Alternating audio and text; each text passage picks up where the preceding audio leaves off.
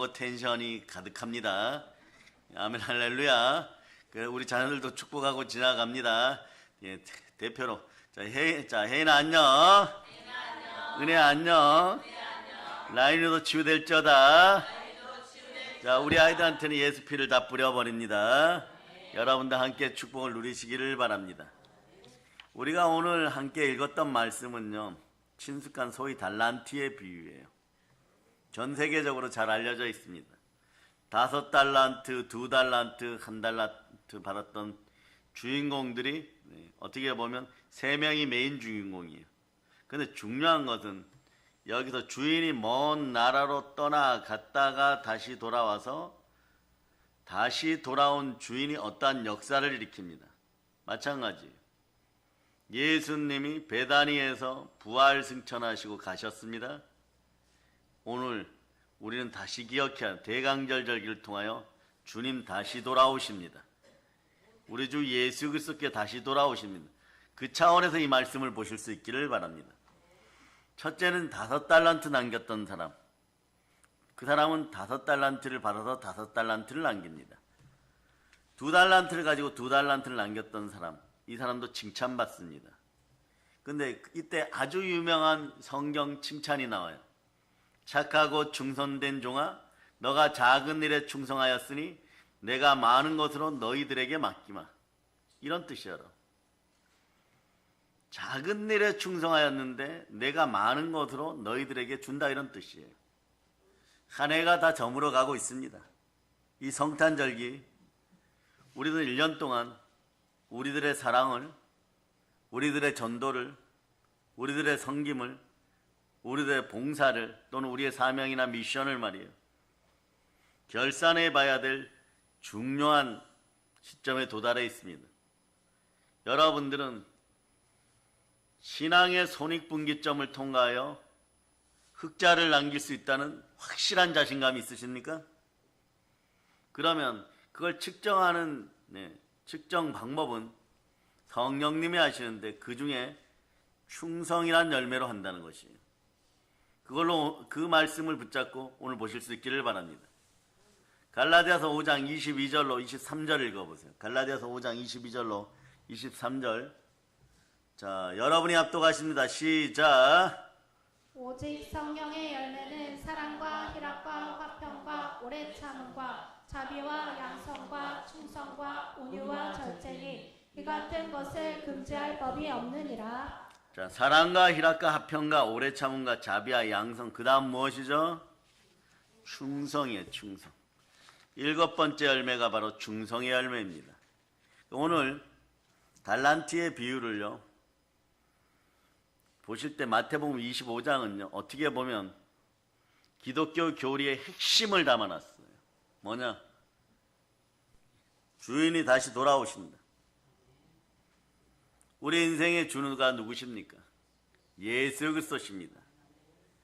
오늘 오셔서 만약에 결산을 요구하면 어떡하겠습니까?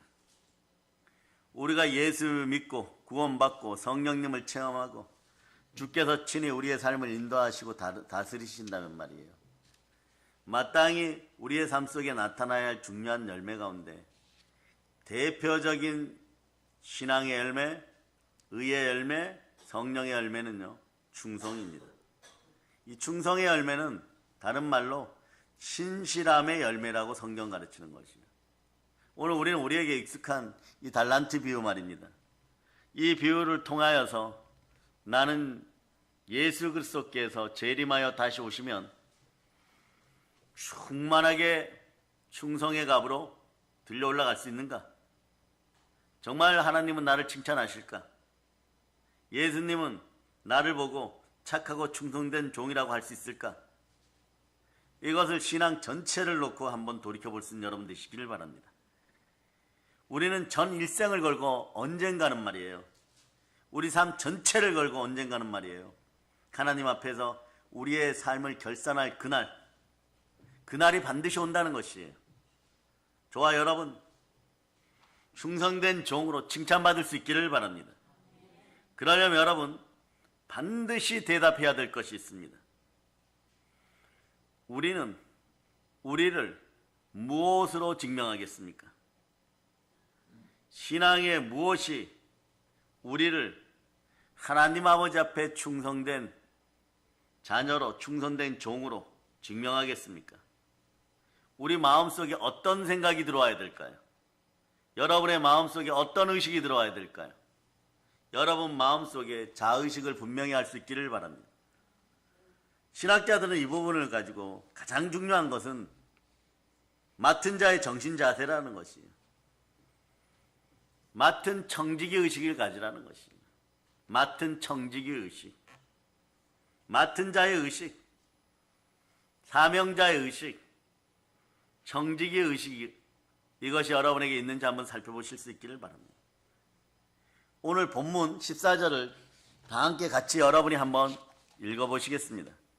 자, 읽어주세요. 시작. 또 어떤 사람이 타국에 갈 때 그 종들을 불러 자기 소유를 맡김과 같으니. 아멘 할렐루야. 어떻게 했다고요? 먼 나라로 주인이 떠나가면서 자기 종들을 불러 그들에게 자기 소유를 어떻게 했다고요? 맡겼다고 성경 기록합니다. 맡겼다. 그러니까 지구의 모든 것은 누가 지으셨습니까? 이 땅에 있을 동안에 우리 손에 들려지는 모든 것도 맡은 자의 의식으로 쳐다보면 정답이 나오기 시작합니다. 맡겼습니다. 종들 편에서는요, 주인이 맡겨주는 것은 그것을 받은 사람들은 맡은 자들인 것이에요. 내 것이 아니란 말입니다. 맡았다는 것입니다. 주인이 맡겨주셨습니다. 여기 성경의 달란트 비유에 나오는 이분들은요, 관리하는 관리자에 불과했어요. 요즘 말로 얘기하면 전문 매니저에 불과합니다. 좀 더 성경적인 단어로 하면은 고대 언어죠. 청직이에요. 청직이라고 할 수 있습니다. 이들은 맡은 자입니다. 우리나라 말로 청지기를 하라 그러면 뭐라면 청지기 맞는데 다른 말로 마당새예요, 여러분. 우리는 마당새 역할을 잘해야 됩니다. 우리 한번 다 같이 전 세계에 한번 선포해 봅시다. 우리 아름다운 단어 마당새 역할을 잘하자. 마당새 역할을 잘하자. 얼마나 많이 못했냐. 오늘 말씀의 중요한 포인트는 얼마나 많이 맡았느냐가 절대 아니에요. 남의 것 많이 맡아가지고 있으면 어떡합니까? 부담되는 거예요, 여러분. 정말 관리 잘해야 되는 것입니다, 여러분. 네? 중요한 것은요, 맡은 것을 어떻게 관리할 수 있느냐예요. 5달란트, 2달란트 맡은 분들은 칭찬을 받았는데 반대로 말이에요. 정말 개미 눈물만큼 받았다고 생각하는 이 사람은 1달란트 받은 이분은 말이에요. 책망을 받습니다. 적게 받았기 때문에 책망받는 것입니까? 여기 핵심 포인트가 있어요. 우리 사랑의 능력교회 성도들도 어떻게 보면 적게 받은 분들일 수 있습니다. 아직까지는. 많이 받으면 좋을 것 같죠? 은사 많이 받으면 좋을 것 같죠? 책임이 따릅니다. 은사 제대로 받고 많이 받으면요, 가령 축사할 때 말이에요, 누가 아프다고 하면 그 아픔에 대해서 임파테이션 해갖고 거의 동질한 체유를 느낄 때도 있다는 걸 아시기를 바랍니다. 은사 많이 받았다고요? 신유의 은사 강하게 받으면 어떡하냐? 밤잠도 안 자면서 치유하면서 같이 울어야 돼요, 여러분. 여기 오늘 1달란트 받은 이 마당새는 말이에요, 적게 받았기 때문에 책망받는 게 아닙니다. 절대 아니에요. 관리를 못했기 때문에, 제대로 관리를 못했기 때문에 그렇습니다. 왜 그랬을까요? 뭐 여러 가지 원인이 있습니다. 근데 성경은 성경대로 보아야 됩니다. 영으로, 자, 여러분 성령 충만한 영이 열리고 성경이 제대로 보이는 영안이 열리기를 바랍니다. 그래야 말씀에 순종할 수 있죠. 순종이 축복의 황금 열쇠입니다. 하늘문은 열쇠, 하늘문을 여는 열쇠입니다. 이런다면 제대로 열리기를 바랍니다. 순종의 길이 열리기를 바랍니다. 그러니까 오늘 주목해서 말씀 19절을 보도록 하겠습니다. 말씀 19절. 자, 다 같이 한번 시작. 오랜 후에 그 종들이 주인이 돌아와 그들과 결산할세. 성경은 오랜 후에 주인이 돌아왔다라고 얘기하죠. 그날과 그 시간은 아무도 몰랐던 거예요, 사실은. 그 사람들이 이러죠. 예수님 부활 승천하였을 때 내년쯤 오실까 이런 분들도 있었고, 한 달 뒤에 오실까 이런 분들도 있었고, 기독교를 받아들이는 가정들도 마찬가지죠. 세기말적 증세로 예수님 오신다고 난리 많이 배웠다는 분들도 획일적 종말론에 빠지는 경우도 있었죠. 한 달라트 맡은 사람은 이런 생각을 했을 가능성이 다분히 있어요. 사람은 그렇습니다. 1년 기다려보고 2년 기다려보고 하니까 안 오시는 거예요. 다음 날도 안 온다. 다음 날도 안 온다. 그래서 사람의 습관은 이렇게 무거운 것입니다. 주인은 그런데 분명히 약속했죠. 내가 갔다가 일 다 보고 처리하고 돌아올 것이다 이러죠. 주인이 떠나갔습니다. 오랫동안 돌아오지 않으니까 영영 안 돌아올지도 모른다라고 생각했고 생각이 굳어지기 시작합니다. 맡겨주신 것에 관해서 전혀 책임의식을 갖지 않고 마음을 상실했을 수도 있어요. 가능성이 없지는 않아요, 여러분. 우리도 마찬가지예요. 남의 것보다는 내 것이 중요하니까 주인의 것을 잊어버렸을 수도 있습니다. 여기서 매우 중요한 것이 있어요. 중요한 포인트는요, 여기서 이 한 달란트 받은 청지기 이 사람, 이 마당새의 정신도 중요하지만 여러분이 알아야 될 것은요, 주인은 반드시 돌아옵니다. 그리고 예수님 반드시 오십니다. 이걸 종말론적 재림 사상이라 그러는 거예요. 재림 신앙이 이곳에 포함되어 있어요. 그래서 마태복음 25장을 이해하신 분들은 뭐라고 얘기해요? 24장, 25장 이 부분을 읽으신 분들은 의외로 회개를 많이 합니다. 오면 한 달란트 맡았던 이 마당새처럼, 이 청지기처럼 말이에요. 얼른 회개하고 돌이키지 않으면 정말 큰일 나겠구나.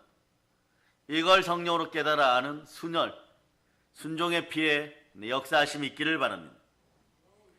한마디로 말하면요, 예수님의 재림 사건, 예수님이 다시 오신다가 마태복음 25장의 핵심이에요, 여러분. 우리 주가 다시 오신다예요, 여러분.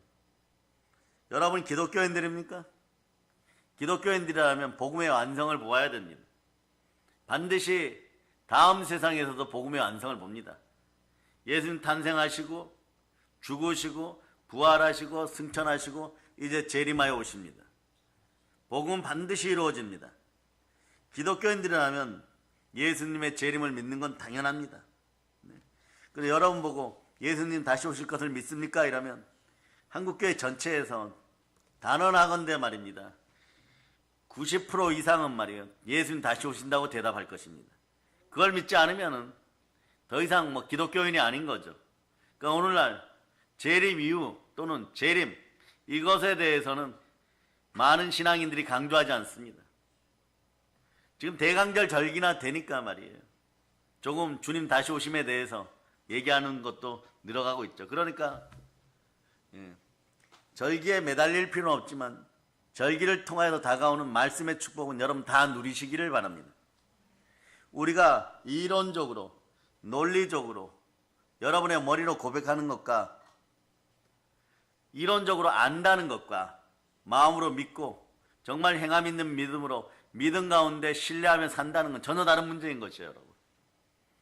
야고보서 2장 26절로 보시기를 바랍니다. 이 말씀 위에 은혜 은총이 함께 하기를 바랍니다. 자, 읽어주세요. 시작. 영혼 없는 몸이 죽은 것 같이 행함이 없는 믿음은 죽은 것이니라. 아멘. 할렐루야. 정말 예수님이 오실 것을 믿어주시면 아멘. 역사와 시간 속에 예수님은 돌아오십니다. 이 사실이 믿어지십니까? 어떤 분들이 이러죠. 이미 와 계시는걸요? 이러는 분들이 있어요. 이건 어떤 분들이냐? 정말 신실한 신앙인, 참된 신앙인은요, 성령으로 내 마음에 계십니다. 갈라디아서 2장 20절 바탕으로 예수님과 동행 동반하는 영의 사람인 거죠. 그러나 현상적으로 구름 타고 오시는 예수 그리스도가 재림함을 꼭 믿고 살아갈 수 있는 여러분 되시기를 바랍니다. 복음이 5단계에서 7단계로 나누는데 말이에요. 자, 복음의 5단계 올려주세요. 복음의 5단계. 자, 여러분도 암송할 수 있죠. 탄생부터 시작. 거기 보면 이제 뭐 고난, 뭐 천년왕국 이렇게 연결되어 있지만 이렇게 5가지만 핵심적으로 알아도 다 아는 것이에요. 그런데 복음은 이미 거의 다 완성이 되었습니다. 부활 승천하시고 성령으로 지금 와 계십니다. 실제적으로 그 형상을 가지시고 오는 재림은 이제 하나 남았습니다. 하나 남은 걸 이 땅에서 여러분들이 살아 눈 뜨고 보시겠습니까? 아니면 훗날에 소천하여 영으로 보시겠습니까? 이것만 남은 것이에요, 여러분. 그러니까 무엇보다도 훗날에 주님 다시 오실 때 여러분들은 무조건 첫째 부활에 참여하고 시온산 예루살렘 성에 그리스도의 신부된 자들로 다 들어가서 혼인잔치를 하고 천국의 해의 영광에서 만난 여러분 다 되실 수 있기를 축복합니다. 아멘, 할렐루야. 여러분 반드시 예수님은 다시 돌아오실 것입니다. 그래서 따라서 말이에요. 그때 가면은 내가 살아왔던 삶, 주변의 삶, 하물며 모든 인류의 역사, 그리고 여러분들이 은밀히 숨겨놨던 모든 것들까지 다 끄집어내어서 예수 그리스도 앞에서 결산할 날이 반드시 옵니다. 재림 이후에는 심판이 있으리라. 근데 그때 칭찬받는 인생들이 되시기를 바랍니다. 이 사실을 참으로 믿으면요, 우리의 삶은 자연스럽게 바뀔 수밖에 없습니다. 왜 변화 발전이 없느냐? 복음을 안 믿어서 그래요, 여러분. 누가복음 1장 45절 어제 오늘 잘 쓰이죠. 여러분 복음 믿어지면 복되기 시작합니다. 복음이 완성된 사람들은 능력이 나타나기 시작해요. 안 믿으니까 믿음이 안 자라는 거죠. 누가복음 1장 45절로 여러분 읽어서 복음이 완성된 여러분, 복음이 완성된 여러분 속에 들어있는 것이죠. 예수 이름으로. 자, 읽어주세요. 시작. 주께서 하신 말씀이 반드시 이루어지리라고 믿을 그 여자에게 복이 있도다. 아멘, 할렐루야. 우리 기독교 신앙을 가리켜서 우리는 말이에요, 재림신앙이라 그래요. 좀 더 구체적으로 신학적인 용어는 8자예요. 종말론적 재림신앙. 그런데 종말론 이런 단어는 쓰지 마세요. 웬만하면. 왜냐? 악한 것들이 갖다가 너무 많이 써버렸어요, 여러분. 그러니까 자, 한번 따라. 재림신앙, 종말론적 재림신앙. 예, 이런 말을 여러분이 잘 쓰시기를 바랍니다. 그러니까 종말론만 따지면 말이에요, 아우성을 치고 세상에서 살 희망이 없다, 세상 끝났다, 가정을 버리고 차를 팔아버리고 직장을 던지고 계룡산 올라가갖고 난리치는 것도 이런 종말론은 신앙이 아니에요, 여러분. 요거는 마귀에게 악용당하는 것입니다. 아무리 좋은 성경 말씀도 여러분의 인생도 여러분의 물질도 여러분의 시간도 여러분의 몸도 마귀에게 이용당하지 않기를 예수 피로 선포합니다.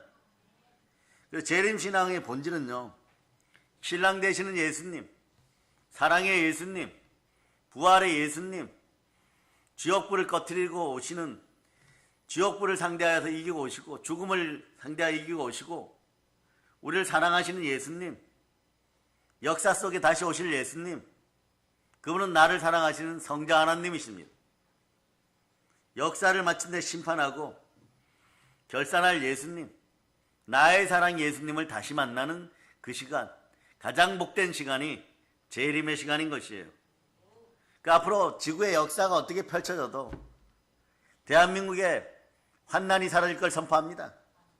그러니까 우리 곁에 대한민국에 어떤 환난이 다가와도, 정말 종말이 다가와도, 어쩌면 여러분 개인의 종말이 다가와도 그분 앞에, 예수님 앞에, 신랑 되시는 예수 그리스도 앞에 부끄럽지 않는 준비된 삶을 살아갈 수 있기를 축복합니다.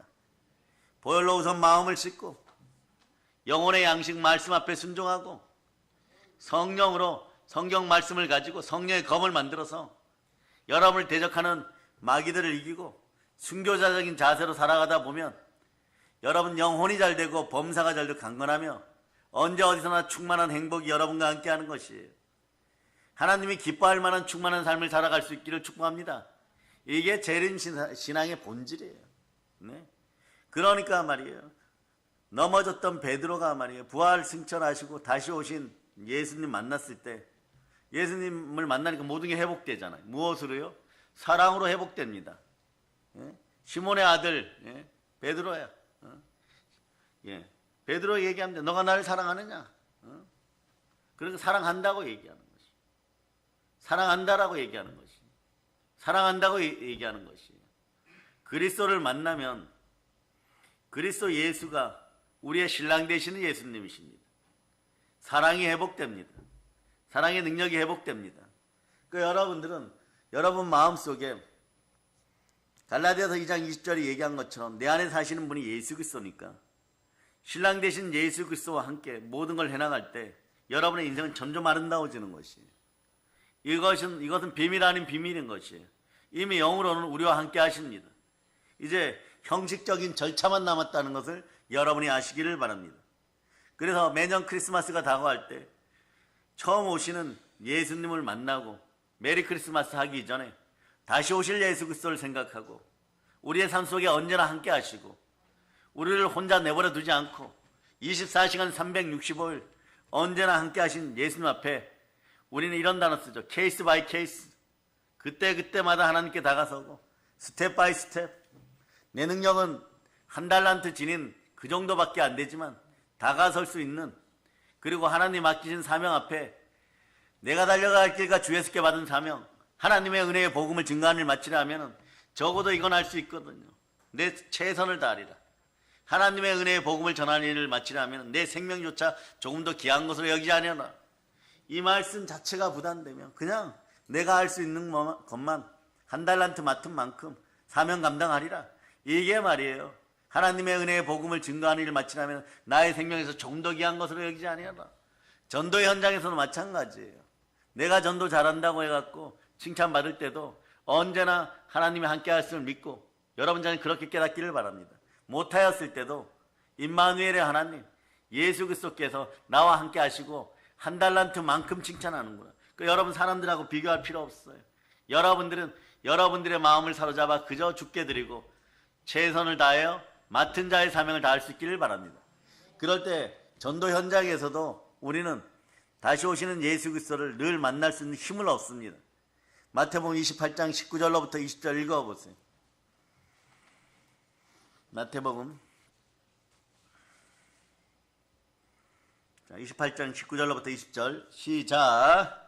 그러므로 너희는 가서 모든 민족을 제자로 삼아 아버지와 아들과 성령의 이름으로 침례를 베풀고 내가 너희에게 분부한 모든 것을 가르쳐 지키게 하라. 볼지어다 내가 세상 끝날까지 너희와 항상 함께 있으리라 하시니라. 세상 끝날까지 항상 함께 하십니다. 예수는 우리를 혼자 둔 적이 한 번도 없습니다. 부활 승천하시고서 아버지께 약속한 성령을 받아서 우리에게 부어주셨습니다. 성령 그리스도의 영이십니다. 성령님이 우리와 함께 할 때마다 우리는 외롭지 않았습니다. 언제나 우리 길을 잘 갈 수 있었습니다. 그러니까 여러분은 언제나 신실한 믿음의 사람으로 드러날 수 있기를 바랍니다. 맡은 자의 의식 중에 하나는요, 하나님을 신뢰하고 우리는 그 신뢰함을 표현할 때 신실로 표현해야 돼요. 열심으로 표현해야 되는 것입니다. 그 단어를 종합적으로 얘기하면 그냥 충성이란다는 것이에요. 우리가 이것을 참으로 믿는다면요, 예수님 다시 오신다는 걸 참으로 믿는다면 내 삶은 언젠간 결산한다. 회개의 날은 다가온다. 심판의 날은 다가온다. 이 사실을 참으로 믿으십니까? 그럼 오늘 하루하루의 삶을 말이에요, 심판대 앞에 드러내어서 드릴 수 있기를 바랍니다. 재림신앙이 여러분 마음에 자리 잡으면요, 여러분 영적 예배 잘 드릴 수 있어요. 여러분 스스로 거룩한 산재물이 되고 싶어서 스스로 발버둥치게 되어 있습니다. 로마서 12장 1절 보세요. 예수님이 바로 앞에 와 계시다고 생각해 보세요. 가장 경건한 모습으로 그분의 권세 앞에 무릎 꿇을 것입니다. 읽어서 시작. 그러므로 형제들아 내가 하나님의 모든 자비하심으로 너희를 권하노니 너희 몸을 하나님이 기뻐하시는 거룩한 산 제물로 드리라. 이는 너희가 드릴 영적 예배니라. 거룩한 산제물로 드리기 위해서 여러분이 힘쓰시기를 바랍니다. 그러다 보면 말이에요, 어떤 위험한 자리에서도 여호수아나 갈렙처럼 말이에요, 하나님이 똑같은 말씀을 주셔도 소가 먹으면 우유가 되고 뱀이 먹으면 독이 되는데 여호수아와 갈렙처럼 하나님 말씀에 순종하여서 나머지 10명의 친구들도 생명을 보장하고 살려놓은 역사가 있게 되는 것이에요. 여러분 만약에 한번 생각해 보세요. 모세가 염탐을 하러 보냈던 12부족장의 아들들 중에 여호수아 갈렙마저도 메뚜기 신앙으로 돌아왔더라면요, 하나님은 사막에서 이 300만 명이나 되는 이스라엘 백성들을 멸하시기 위하여 좀 더 빠른 속도를 내셨을 수도 있어요. 그런데 참되게 믿는 여호수아와 갈렙이 있으니까 그 친구 10부족장의 아들들, 이 아들들에게도 복이 임하기 시작하는 것입니다. 우리는 맡은 자의 의식을 가지고 조금 가졌다고 이 10부족장의 아들들처럼 경거망동해서는 안 되는 것입니다. 애굽의 10가지 재앙을 허락하고 9번째 흑암이죠. 흑암의 재앙 속에 애굽이 가지고 있던 모든 보물들과 보화들을 파악하게 하고 그들의 장자를 치시고 그들이 학을 뗀다고 하죠. 치를 떨을 때 모든 물건들을 취하여서 가지고 왔을 때 10부족장의 아들들은 좀 더 많은 걸 가지고 있었을 수도 있습니다. 나에게 맡겨진 것이 많다는 거죠. 하나님이 나에게 많은 복을 주고 나에게 많은 걸 맡기면, 재능을 주면, 달란트가 재능이란 뜻이죠.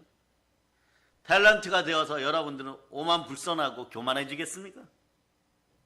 패망의 선봉의 길 앞에서 교만해지겠습니까? 주인이 안 올 것이라고 생각하고 마음껏 교만해지겠습니까? 그것이 아니라는 거죠.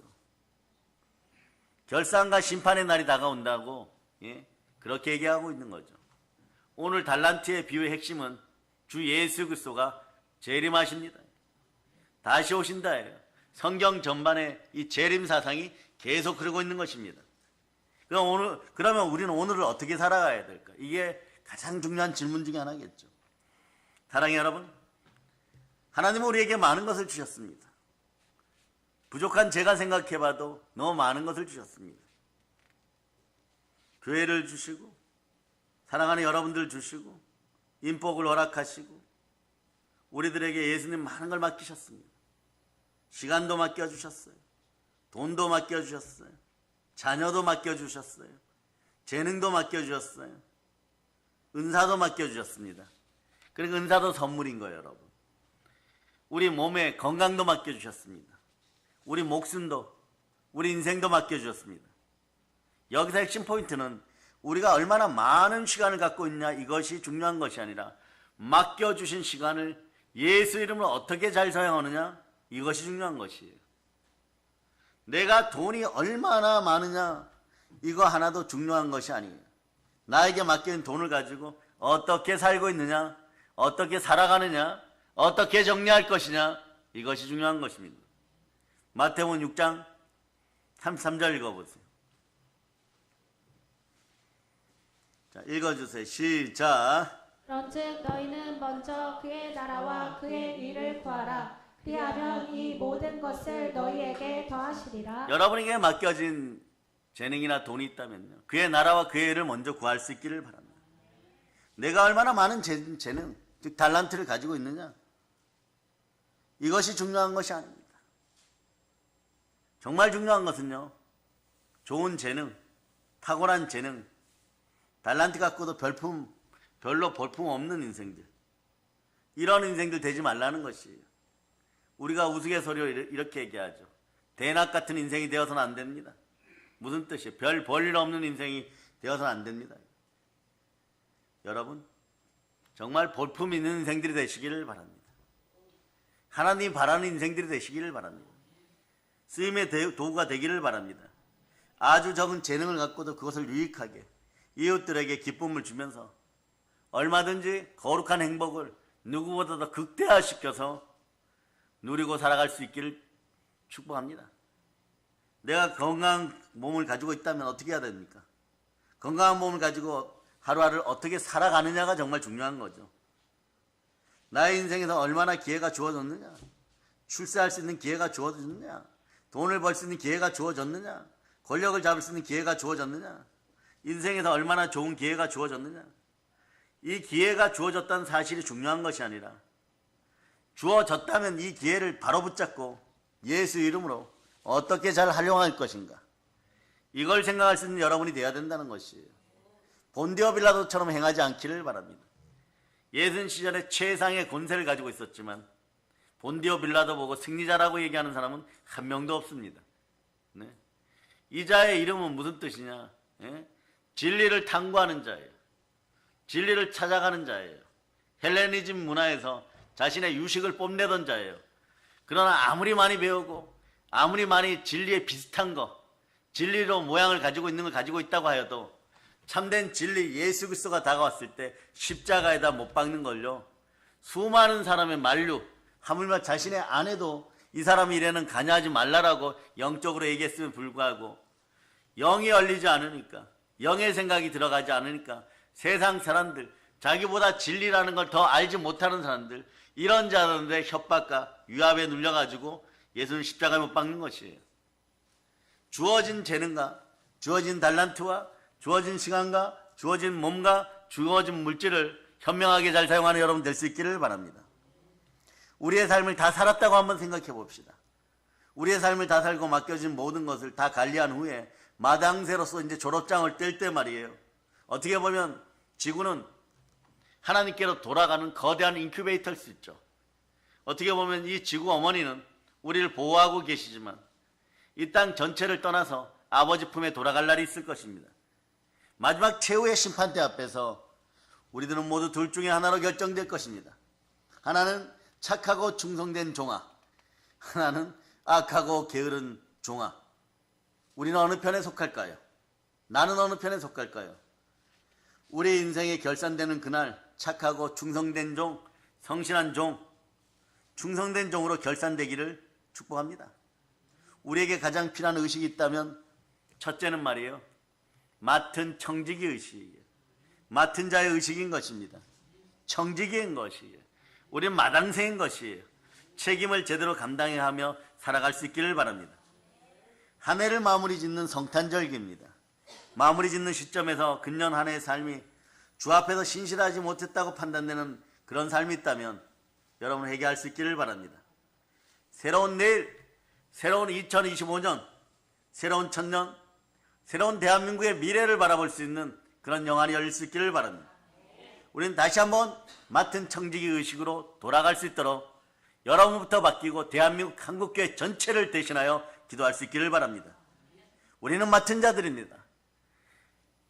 다윗이 얘기했죠, 시편에서. 그냥 살면 70년, 강건하면 80년 이랬는데 요즘 100세 시대라고 합니다. 20년 늘었습니다. 20년 는 것이 중요한 것이 아닙니다. 20년을 어떻게 보람되고 알차게 살아갈까요? 가장 보람된 신용 보증수표는 복음입니다. 복음은 예수 그리스도 그 자체입니다. 구원의 복음을 들고 주 앞에 순종하여 보혈로 살아갈 수 있기를 축복합니다. 그러면 성령이 불같이 임하여서 여러분 믿음이 자라면 아브라함의 믿음을 지닌 자는 아브라함의 복을 받게 되는 것입니다. 이왕 살아가는 건 나가도 복을 받고 들어가도 복을 받고 복음으로 말미암아 열방과 민족을 살리는 여러분 될 수 있기를 축복합니다. 그동안 책임을 다할 수 있는 삶을 살게 해주신 하나님께 영광을 돌리겠습니다. 그리고 여러분들이 기억력이 좋아지기를 바랍니다. 나는 누구입니까? 우리는 크리스찬, 우리는 마당새입니다. 우리는 맡은 청지기들임을 기억할 수 있기를 바랍니다. 우리 속에서 이 맡은 자의 의식, 청지기 의식이 다시 한번 확인되는 이 성탄절기, 예수님 오심에 다시 한번 감사드립니다. 여긴 두 가지 의미가 있죠. 이미 오셔서 감사하고 다시 오심에 감사드리는 것이에요. 그리고 조금 더 보면요, 우리는 정말 충성된 종으로 한평생 살아갈 수 있습니까? 두 번째 중요한 것은요, 하나님을 신뢰하는 자녀로서의 신뢰의식이에요. 아버지 하나님은요, 언제나 우리에게 이렇게 다가오십니다.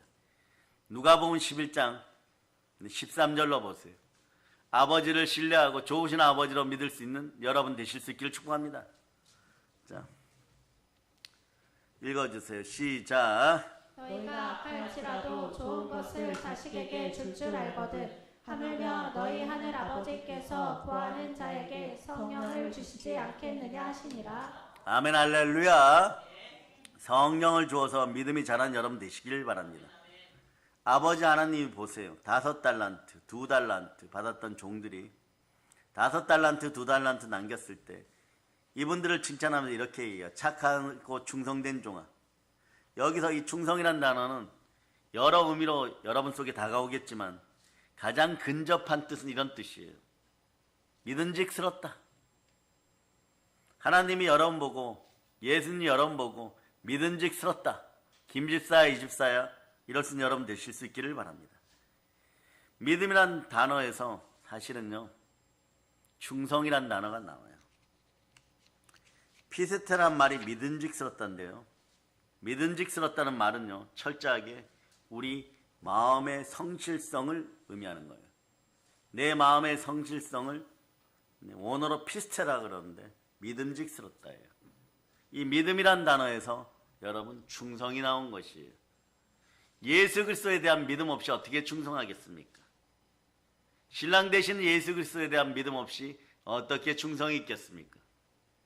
이 시대 한국교회가 무너지면서 힘들어지는 이유는 뭐냐? 예수 그리스도만 바라보지 못해서 그런 거예요. 예수 그리스도만 바라보지 못하면 다른 일이 벌어지는 것입니다. 가령 정확한 예를 하나 들어드리겠습니다. 모세가 말이에요, 사람들 말에 휩싸여 갖고 목말라 죽는다고 하니까 사실은 짜증과 신경질이 쌓인 거죠.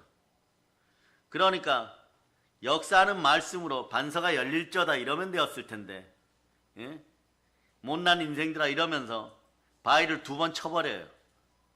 그러니까 여기서 문제는 무슨 문제가 생기느냐? 물은 솟아요. 그럴 때 물을 먹는 사람들이 어떻게 합니까? 단장 여호수아와 갈렙부터 이 신실했던 사람들도부터 이럴 거예요.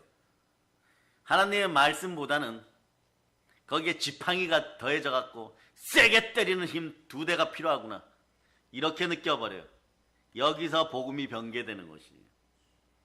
말씀은 말씀대로, 말씀으로 오신 예수 그리스도, 말씀으로 오신 예수 그리스도 한 분만으로 족합니다. 그래서 여러분들이 예배의 시간을 통하여 하나님은 영이시니 영과 진리로 예배드리면서 아멘한 것이 믿어질 것이다. 이러면은요, 이것이 말씀의 검, 성령의 검을 올바르게 붙잡고 있는 것이에요. 그 여러분들이 기도의 제목들을 써내면서 말이에요, 말씀대로 이루어짐을 믿습니다. 주의 여종이 믿습니다. 이렇게 하고, 예? 그렇게 내어버렸다면, 그냥 믿고 그렇게 되는 줄 알고 있으면 얼마 지나지 않아서 오늘 저녁이라도 예배 드리고 나간 뒤에 3초 뒤라도 역사하게 되어 있는 것이에요. 이런 것이 하나로 뭉쳐서 한 마음이 되어 하나로 기도하면 땅이 진동하기 시작하는 것이에요. 그래서 어떻게 보면 기도는 쉽지만 어떻게 보면 기도만큼 무서운 것이 없습니다. 왜냐? 내가 하나님의 신뢰를 받고 하나님을 신뢰하면서 기도하는 것은요, 그냥 기도하는 상관이 없습니다. 조금은 어떻게 보면 말이에요, 우리가 생각했던 기도의 관념과는 거리가 먼 이야기가 될 수 있습니다. 그래서 여러분의 기도는 보혈로 충만하게 적셔진 여러분의 마음 속에서 신실하고 하나님을 신뢰하는 마음으로 선포의 기도가 자꾸 나올 수 있기를 바랍니다. 아멘, 할렐루야. 그래서 이 충성이란 단어는요, 성실성을 기반으로 나타난다는 걸 기억하시기를 바랍니다. 우리 안에 간직되어 있는 믿음의 성실성, 거기에 초점이 맞춰져서 충성이란 단어가 계속 나온다는 걸 여러분 아시기를 바랍니다. 믿음 없이 충성 없습니다. 다시 얘기합니다. 예수 그리스도에 대한 믿음이 없는데 어떻게 예수 그리스도에 대한 충성이 나오겠습니까? 이 사실을 이 시대의 주의 종들은 알기를 바랍니다. 그래 여러분, 믿음은 은사이니까 말씀에 순종하면서 믿음 달라고 자주 기도하는 여러분 되시기를 바랍니다. 그럴 때 여러분들에게 복됨이 흘러넘칠 걸 선포합니다. 우리 사람을요, 이 시대는 말이에요, 믿지 못하는 세상이라 그러죠. 어느 정도나 그런 말세 고통의 시대라고 하는데 못 믿어도 너무 못 믿는 불확실성의 시대를 살아가고 있죠. 이런 세상일수록 모든 사업장, 모든 회사, 모든 인간관계, 하물며 편의점 알바를 뽑더라도 성실한 사람을 필요로 합니다. 성실한 사람들, 은혜로운 사람들이 어쩌면 피해를 많이 보는 세상입니다. 그러나 한 타임이 지나고 조금 시간이 지나면 다시 찾게 되어 있는 사람들은 여러분 같으면 누구를 찾겠습니까? 충성되고 착한 종들을 찾게 될 것입니다. 성실한 사람을 찾게 될 것입니다. 예수 이름으로 어떤 것을 행하여 인생에 손해보았다고 생각하십니까? 결코 그것은 손해가 아님을 기억하시기를 바랍니다. 사람들을 살리는 일이고 사람들이 나를 기억하는 일이고 인생사를 복되게 하는 일이고 이 나라 사단 문화에서 이 나라를 평강으로 이끌어가는 길 중에 하나임을 여러분이 아시기를 바랍니다. 누군가 내 앞에 길을 닦아놓기를 기대하지 마시고 여러분들이 예수님을 내 마음속에 모시고 시온의 고속도로, 은혜의 고속도로, 축복의 고속도로를 스스로 달려갈 수 있는 여러분 되실 수 있기를 바랍니다. 사실 우리가 마음을 돌이킬 때 우리는 보게 됩니다. 이미 우리 앞에 인생의 대로, 인생의 고속도로는 열려 있는데 여기를 달릴 수 있는 자격은 예수 그리스도의 보혈로 구원받고 부활로 의로워진 하나님의 자녀들이라는 것이에요. 그래서 여러분 열심히 믿음으로 기름 넣고 충성으로 달려나갈 수 있기를 축복합니다. 성실의 문제는 크리스찬뿐만 아니라 대한민국 사회 전체에 다시 역사해야 되는 성령의 은혜인 것이에요. 여러분 한번 생각해 보세요. 내가 성실한 사람이 되자라고 자각하고 깨달았다고 칩시다. 그 순간부터 여러분들이 정말 성실한 사람이 됩니까? 내일부터 부지런히 살아야 되겠다. 내일부터 새벽기도 열심히 나와야 되겠다. 신앙생활 제대로 해야 되겠다. 거짓말하지 않고 내 마음을 신실하게 해야 되겠다. 방언기도 열심히 해갖고 내 마음을 답답함을 씻어내고 내 마음을 신실하게 만들고 내 마음을 사이다처럼 시원하게 만들겠다. 천만의 말씀인 것이에요. 마음속의 신실함도 예수 그리스도를 통하여, 신앙의 신실함은 말씀 앞에 순종함을 통하여서 하나하나 시작되는 것이에요. 우리 그리스도인들에게 있어서 우리는 성실한 하나님, 신실한 하나님, 좋으신 하나님, 이런 신앙 고백들이 있기를 바랍니다. 우리를 창조하시고 지배하시는 하나님, 그 하나님이 성실하신 하나님입니다. 오죽하면 찬송가에서 오 신실하신 주, 이런 찬송가도 있겠습니까? 자, 오늘 말씀을 정리하겠습니다. 신명기 32장 4절로 보시기를 바랍니다. 신명기 32장 4절. 자, 여러분이 크게 합독하십니다. 시작. 그는 반석이시니 그가 하신 일이 완전하고 그의 모든 길이 정의롭고 진실하고 거짓이 없으신 하나님이시니 공의로우시고 바르시도다. 자, 여기 그의 모든 일이 정의롭고 진실하고 거짓이 없고 하나님이 공의로우시다니. 정의롭고 진실하고 거짓이 없으신, 요걸 사자성어로 하면 뭐라고 할까? 사자성. 사자성어. 정의롭고 진실하고 거짓이 없고, 이런 분이 하나님이십니다. 사자성어로 하면 무엇일까요? 한번 따라해요. 진실무망. 원래 빨간 성경책에는 진실무망이라고 나와요. 안 그래도 어려운데 사자성어까지 풀으면서 성경 읽으면 더 어려울 수 있겠죠. 그러나 진실무망이 무슨 뜻입니까? 당신은 성실하십니다. 이런 뜻이에요. 오늘 이사야 신명기 말씀은요, 하나님, 아버지 하나님은요 신실합니다, 이렇게 고백하는 거죠. 하나님은 성실하십니다. 충신과 진실의 이름이 예수 그리스도십니다. 성실하신 하나님은 우주와 대한민국의 역사를 성실하게 섭리하고 계십니다. 어제도 오늘도 마찬가지예요. 하나님이 안 계실 것 같이 여러분 난리 부르스치는 그런 경박한 삶을 살지 않기를 바랍니다. 그 단어 대신 경박 대신 경건의 삶을 살 수 있기를 바랍니다. 하나님을 향한 말씀과 기도에 순종하여서 거룩한 삶을 살아갈 수 있기를 바랍니다. 하나님이 우리에게 성실한 미션을 주셨어요. 믿음은 말이에요, 성실할 때 잘합니다. 믿음은 들음에서 납니다. 듣는 것에 성실할 수 있기를 바랍니다. 듣는 것의 기본은 그리스도의 말씀입니다. 결국은 예수 이름으로 성실할 수 있기를 바랍니다. 거기서부터 우리의 성실은 시작되는 것입니다. 기독교인들이 얘기합니다. 예수 그리스도라고 해도 좋고 예수님이라고 해도 좋고 예수라고 해도 좋습니다. 여러분들 마음속에 언제나 그리스도 예수 안에서 성실함이 나올 수 있기를 바랍니다. 좀 성실해보자 이렇게 시작되는 것이 아니라 아무것도 믿을 수 없는 세상, 아직도 성실은 가치가 있는데 그 성실은 절대값이고 그 성실은 하나님 아버지 앞에 드려지는 절대 믿음인데 말이에요. 절대 믿음을 가지면 절대 축복을 받는데 이것을 놓쳐버렸다면 아버지 하나님께 예수 이름으로 믿음 달라고 기도할 수 있기를 바랍니다. 여러분 성실한 믿음의 인생들이 되어 창조주 하나님의 사랑 속에서 땅끝까지 복음 전할 수 있기를 예수 그리스도에 선포합니다. 성실한 가운데 인생의 모든 축복을 내려받는 성삼위의 백성들이 사랑의 능력교회 성도들임을 선포합니다. 영혼이 잘되고 범사가 잘되고 강건하여 늘 예수 그리스도와 동행 동반하며 누릴 수 있는 모든 복을 다 받아 충만하게 누리고 땅끝까지 복음 전할 수 있기를 예수 그리스도로 축복합니다. 보혈런치입니다. 자, 하나님께 영광의 박수 돌리겠습니다. 아버지 하나님 감사드립니다. 은혜와 은총과 능력과 권세 가운데 있도록 허락하여 주시고 영혼 육에 기름 부어 주시며 성실한 이름 가운데 우리를 두시고 충성의 이름으로 우리를 두시고 충성으로 열매 맺고 이스라엘